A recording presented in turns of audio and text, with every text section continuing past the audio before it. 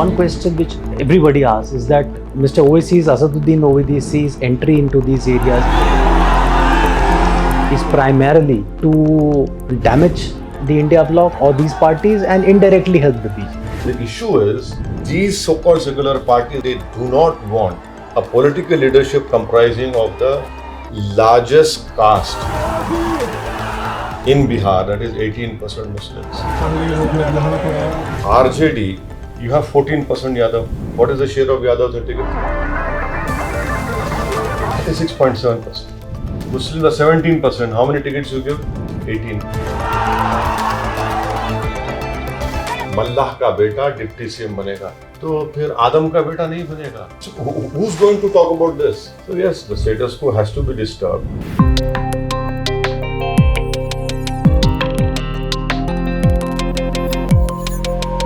Hello and welcome to Deccan Herald.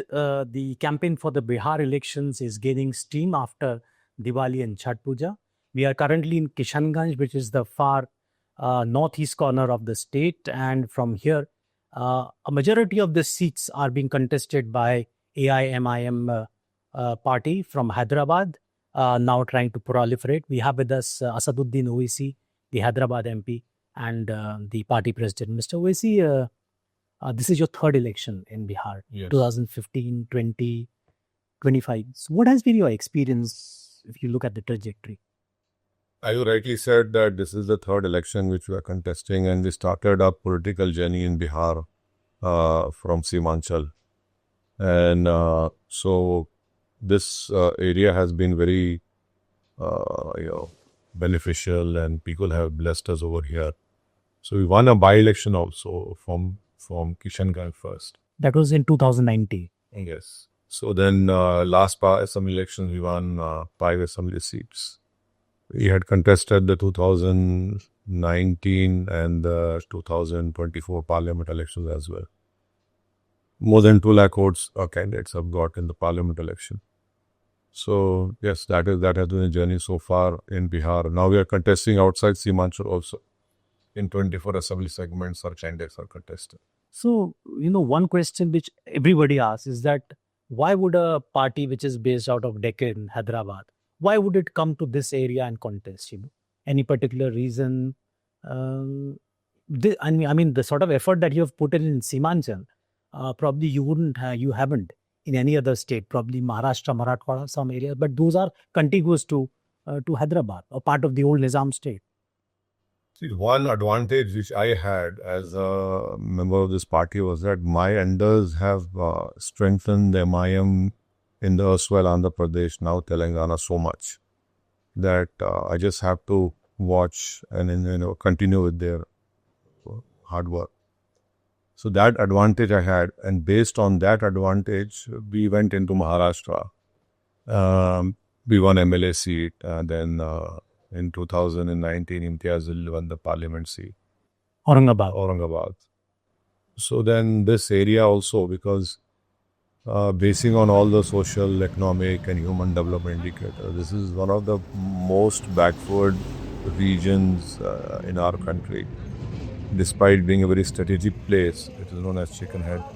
Yes. So there are a lot of delegations used to come from here to Hyderabad, and then there's a huge Bihari population in Hyderabad and surrounding Hyderabad from Simanchal and different parts. And they were also not quite fed up with this RJD or Nitish Kumar, JDU, and they didn't have any option. So we thought, okay, we must definitely go and see what best we can do, start our party over here. So the first time, 2014, we didn't win any election. In fact, we lost deposits in the 4 constituencies that we only would say our deposit in Pochadaman. Then continuously we are working here.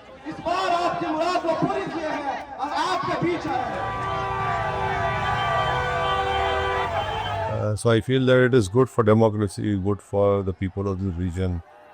And of course, end of the day, it is a Muslim minority and other backward sections who have now an alternate political option to look into.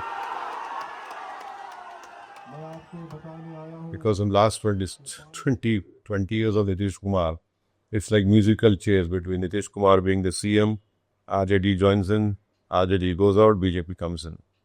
So I think in politics, people should have an option. No, but one of the allegations which some of the parties, secular parties or blocs says that Mr. Owaisi's Asaduddin Owaisi's entry into these areas is primarily to damage the India bloc or these parties and indirectly help the BJP. So 2014, Lalu and Nitish were together. We didn't damage them. It was a so-called allegation. This allegation was completely wrong allegation. Then 2020, we contested. We won 5 seats. We were part of the alliance with Mr. Kushwaha. And the remaining 19 out of 1915 in the 9 seats that were won by the Gathbandhan. And if you add up our votes, that wouldn't have made BJP win the election. So the remaining 6 seats that were there, again BJP won.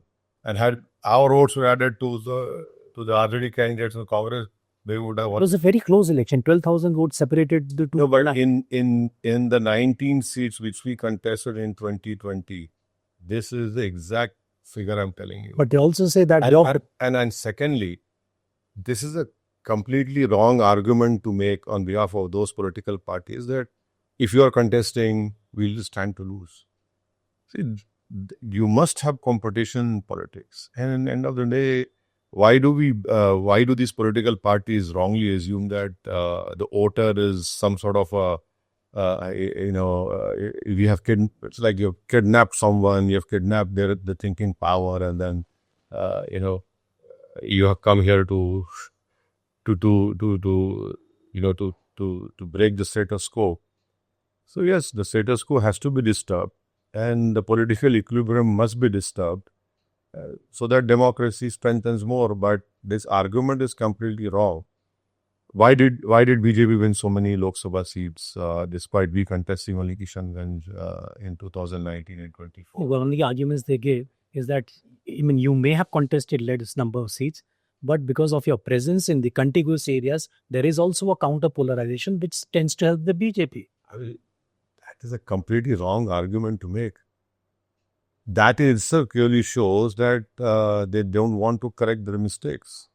It also shows that they don't want to do introspection. It also shows that no one should challenge them, no one should stand as an opponent to them. Now, had they done their own homework and corrected their mistakes, they would have definitely defeated BJP. But the problem is that they don't want to correct their mistakes. They don't want to take everyone along. In this particular election, for a minute, let us assume that whatever they're saying is, for a minute, was right. This election, our state president wrote a letter to all the political parties within the India Alliance in Bihar, including Congress, RJD, CPI-ML, CPI, that please take us in, we want to work with you.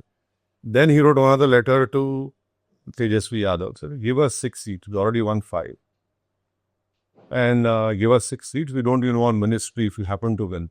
But we want a Seemanchal Development Council on the line of Hyderabad, Karnataka, under 371, and ensure that the state remains peaceful.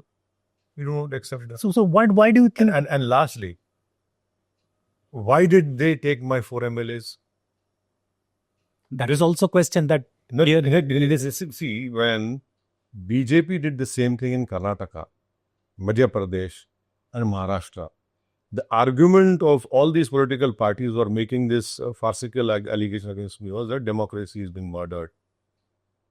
The constitution has no relevance now. Why not here? So if BJP does it and takes your MLA, it becomes a crime or a sin, a political sin. But when you do it, is it some sort of a Gandhian way of doing politics? So that is why I say that the whole problem, the issue is, these so-called secular parties are happy to have a Yadava political leadership, a forward caste leadership, an EVC political leadership, but they do not want a political leadership comprising of the largest caste in Bihar, that is 18% Muslims. How is it that, to back up my argument, you have Mr. Mukesh Sahni, hardly 3% of Mallas are 4.5%. 4.5%. I thought it was 4.5%. Even before nomination started, he announced that he will be the deputy chief minister. Now, how is it he says मल्लाह का बेटा deputy CM बनेगा, तो फिर आदम का बेटा नहीं बनेगा, मोहम्मद का बेटा नहीं बनेगा, हम खाली दरी बिछाएंगे? Why don't you do it? Why don't you announce it? So the whole idea is that the Muslims are only there to vote and go back and take a rest. And then if you read the government data tells you, the state government, that 90% of Muslim women living in rural areas, they give birth in a home. They don't have hospitals over there. And then if you look at the poverty figures, this is Bihar state government, 55% below poverty line in rural areas, 44% below poverty line in urban areas. Now, who's responsible for this? Now let us come to Seemanchal. The human development indicators are pathetic. You have the highest number of women in this particular area who are getting cancer. Every year in monsoon, you have a period of time, 8 days, 10 days, some areas are not reachable. Lakhs of acres of land is cut. Despite being a fertile land where pineapple is grown, tea is grown, maize is grown, wheat is grown, rice is grown, you don't have enough cold storages, you don't have you don't have farmers getting their prices.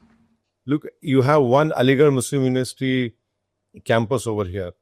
Can you believe an AMU campus is run under asbestos steam sheds? So these are issues which you don't want to focus, you don't want to talk about it.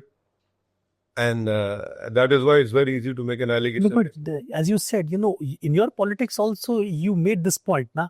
Mohammed ka beta kyun nahi banega? You're also catering to a particular... Yes, why not? Why not? See, why not when the whole election is fought on the basis of caste? I can give you a chart, if you permit me to read out to you, because which we have prepared, wherein how BJP and all these political parties have given candidates on the basis of caste. BJP has given 1 caste ticket, 11 Brahmins, 16 Bhumihars, 21 Rajputs, Kesharwani 1, Rauniyar 1, Urmi 2, Marwadi 2, Suri 2, Kalwar 4, Yadav 6, Kushwaha 7, Bind 1, Chaurasia 1. Danki How many 1. non-Muslims have you fielded? All are non-Muslims. There's no Muslim in BJP. No, your party, I say. 2. Out of 24, there are 2 here. Now come to JDU. JDU has given 1 Pathan Muslim, upper caste Muslim ka forward caste, Sheikh Muslim 1. And then you have Kayas, Brahmin, Bhumiya, Rajput, Agrahari, Gosai, Suri, Kalwar, Yadav, Kurmi, But Kushwaha. RJD Congress have created a lot of Muslim candidates. Well, we'll come to that also. Now, RJD, you have 14% Yadav. What is the share of Yadav's that ticket? 36.7%. 36.7%. Muslims are 17%. How many tickets you give? 18. Now, who's going to talk about this? Who's going to talk about this? Now, every party is talking about giving tickets on the basis of caste. I have a list over here. You have 17% Muslim population who don't even get according to the population. And how many Muslims are contesting in this election in Bihar? Including RJD, including JDU, including Congress, including CPI, it's hardly 36, I think. So is that good for democracy? What is the message you're sending out to a community, which is 18%? What is the message you're sending? You only want your roads, we don't want your political empowerment, we don't want to give your share. So it is what? 36. 17% population, and JDU, RJD, Congress, CPI, MLs, CPI. BJP is open, we don't want to give.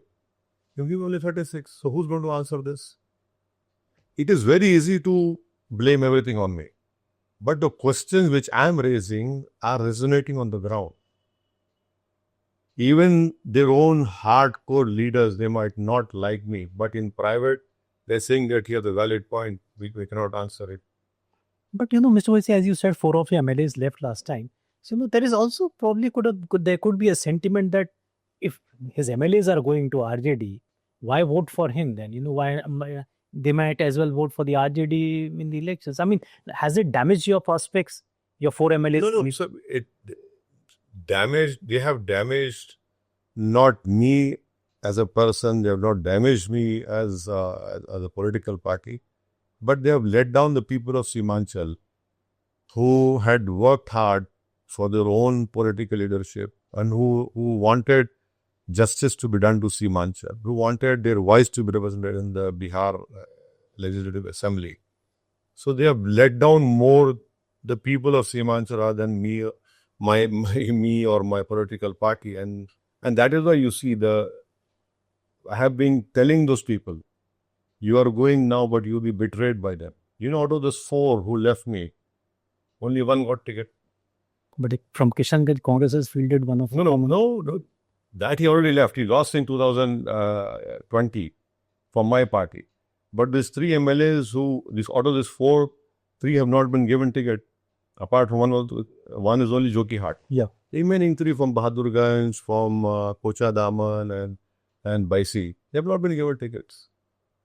That in itself clearly shows that this political party which took them, which whatever means they had, they were not interested in developing that area, because at some point Tejasvi had become the deputy CM, but nothing happened during that time. The whole idea is to ensure that Muslims don't have their independent political voice. That is why they had grabbed our 4 MLAs. Because other sections they are fine with them. They're fine with every other caste having their political presence. But Mr. Owaisi, this election particular, what is it boiling down to exactly? How do you see this shaping up? No, we have tried from our party to ensure that NDA does not comes back in power. Now, if NDA, God forbid, comes back in power, then the responsibility solely lies with the India alliance, especially the RJD President Leader of Opposition, Mr. Tejasvi Yadav. But in Jubilee Hills, you're supporting Congress. We are not supporting Congress. We are supporting a candidate. See, one should understand that a by-election does not changes the fortunes of a ruling party. Losing or winning will not ensure that the government falls or the government survives. And please understand that the reason we are supporting Naveen Yadav is because it's a by-election. Secondly, people should read that the vote percentage which BRS had got in 2023 assembly election was 37.5. There's hardly a 2% difference to Congress and BRS. In Lok Sabha election which were held, it came down to 15%. They could not win a single Lok Sabha seat. Thirdly, Jubilee Hills is part of the 7 assembly segments in Secunderabad Parliament. TRS MLA was there, late Mr. Gopi. Kishan Reddy had got around about some 70,000 odd votes. Dhanam Nagendra of Congress got 104,000. And the late MLA got 16,000 votes for his party. So the route has come down. We also have to look into this huge jump in BJP's vote percentage in Telangana. So basing on these 3 things, and the 10 years which Mr. late Gopi got, despite being part of ruling party, despite having a CM, he completely abandoned his assembly constituency. When people outside Hyderabad wrongly assume it's Jubilee Hills is very posh. No, there are a lot of slums over there, huge slums. No civic amenities, sewerage lines are open. You don't find any basti dawakhanas, proper schools are not there. So that constantly deserves development, and this party is there. So we said, okay, Naveen is a young candidate, we'll support him. So last question, as you said that, despite your efforts, the India bloc did not take you on board. Now, last time around in Karnataka, you did not contest, if I'm No, right. we contested only 3 seats. 3 seats, Three- very limited numbers, despite Three the fact. seats, one in Hubli, one in Vijay. So that 3 places. But despite the fact that it is much closer to Hyderabad and No, Telangana, Hubli is quite far quite away. far, but still, the state is very close. Bijapur, Yeah. So, your any plans for Karnataka in the future? Our people are working hard in some places in Karnataka, not in Bangalore city. But in other places, they are working very hard. Organization is getting strengthened. So, yes, why not? We look into it when the time comes. Thank you, Mr. Uwais. Thank you for speaking to Tech and Herald.